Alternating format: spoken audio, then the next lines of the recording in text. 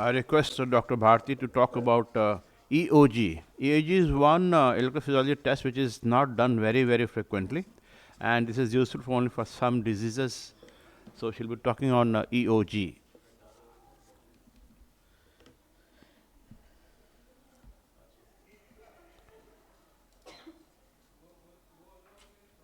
I want to full screen. Full screen कर दीजिए. Yeah. So good morning everyone. So my topic today is tips on electroocculogram. So a little brush up before the tips. Who is credited with the first description of EOG? The EOG was described by Elvin Mark in 1951. And the clinical applications were described by Geoffrey Arden in 62. What is the principle behind EOG? EOG is the test to measure standing potential of the eye approximately 6 millivolt. Indirectly, the transepithelial potential that exists between the cornea and the back of the eye.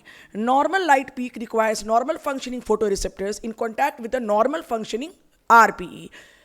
This tests RPE layers and outer retina. What's the physiology behind EOG? First, pre-test requirement is that we keep the patients in the normal room for 20 minutes. After that, we expose the patients to 15 minutes period of dark adaptation. There is a fall in the recorded standing potential, and it typically reaches a minimum at 10 to 12 minutes. This is referred as a dark trough. Following light onset, there is an increase again in the transepithelial potential of the RPE, producing the light rise of EOG. The light rise is ultimately the result of increase in intracellular free calcium, which is released from the endoplasmic reticulum, regulated by an interaction between endoplasmic reticulum bestrophin and L-type calcium channels associated with the basolateral membrane. This intracellular calcium gates the opening of the basolateral calcium-dependent chloride channel. Increased chloride causes depolarization of the basolateral membrane, and which increases the transepithelial potential, recorded as the increase in the standing potential of the eye. What are the prerequisites and instructions? Prerequisites: dilated pupil, pre-test 20 minutes normal room light adaptation, full extraocular muscle motility, good visual acuity, refraction correction not needed, impedance should be less than 5 to 10 ohm. Instruction: head position should be stable, eye movement only in horizontal direction. Never anticipate and move prior. Increase illumination in case of non-dilating pupil, and avoid any bright light procedure like FFA before EOG. How EOG is performed? There is a stimulator called Ganj field stimulator. The two LED light inside 15 degrees left and right of the central light, and it is bright during light adaptation phase and minimum brightness in the dark phase. The pupil should be dilated before testing, and after suitable skin preparation by new prep, recording electrodes should be placed close to the canthi of the each eye. How EOG is performed? For the dark phase, total darkness should be maintained for 15 minutes except for the dim fixation light. For the light phase, a Ganj field back illuminator light of 100 photopic candelena per square meter should be turned on. Continue the recording for 10 seconds out of every minute in each phase. Active electrode is at the inner canthi and a reference electrode at the outer canthi. Ground electrode on the forehead, impedance should be less than 5 to 10 ohm. Now here you can see the picture, and you can see that the gold cup electrodes is there. It's very expensive. Black is ground electrode, gold cup, blue is reference, and red is active electrode, which is placed near the medial canthi, and it's very important to, the position is very important at medial canthi. They should not touch, there should be separation, otherwise contamination will happen. Patient has to move his eyes to LED with single sweep with head fixed. Seconds recorded 10 to 15 seconds and 50 seconds rest. 15 minutes in dark and 15 minutes in light. Arden ratio. What is Arden ratio? Arden ratio is LP-DT ratio. Light peak by dark trough. So it is normal is more than 1.8 and abnormally low is less than 1.65. So what are the parameters that should be included in the EOG report? LP by DT ratio, dark trough amplitude in microvolt, implicit time, time from the start of the light phase to the light peak, type of adapting light source, pupil size, and note also any difficulty encountered during testing which may affect the confidence in results such as inconsistent eye movement. What is reliable EOG? Presence of square and regularly placed waveforms.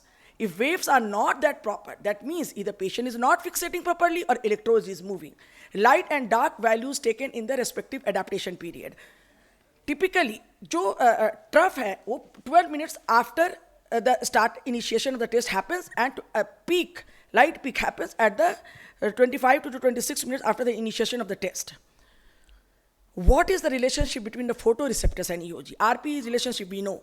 Normal light rise in EOG requires a normal RP and good photoreceptor. As the light rise depends on the photoreceptor functions also, patients with abnormal rod functions will have a corresponding reduction in light rise, thus mirroring the extent of photoreceptor damage. So, if ERG is absolutely negative, the EOG will be absolutely negative. Some photoreceptor action is must to have an EOG reading. So, we recommend always to do ERG and EOG together and never in a singular form. In case of good rod function in ERG, a reduction in light rise in EOG is suggestive of abnormality localized to RP, that is the best disease. Now, a few clinical tips. The most common diagnostic use of EOG is to confirm vitelliform macular dystrophy. Patients with best disease and some patients with adult vitelliform dystrophy have normal ERG but abnormal EOG. Now, you see, this is the bestrophin gene mutated dystrophies. Best, autosomal recessive bestrophin, adult onset vitelliform macular dystrophy, and autosomal dominant vitreoretinochoroidopathy. So EOG is grossly reduced in all except adult AVMD. So EOG is abnormal irrespective of any stage of best vitelliform dystrophy. You can see in one is a not clinical best, and other eye it is a clinical best dystrophy. So, but EOG is more reduced in the eye which has no clinical best disease. If EOG in a child with suspected best disease is difficult to perform, तो आप क्या करेंगे? Test the parents, and one carrier parent will surely exhibit abnormal EOG. Debatable role in differential diagnosis of congenital stationary night blindness, where it is normal from other progressive disorders causing night blindness. EOG is also abnormal in photoreceptor layer disorders, Stargardt, retinitis pigmentosa, cone dystrophy, rod and cone dystrophy. Now, these were all slow oscillation EOG. What is fast oscillation EOG? In 2017, ISF standards have included FO officially. The advantage kya hai ki test time is shorter, making it easier for the patient to be tested. And slow oscillation is recorded during 15 minutes of dark and 15 minutes of light. And on the other hand, the FO of the EOG has the advantage of greater compliance because the total inspection time is 15 minutes.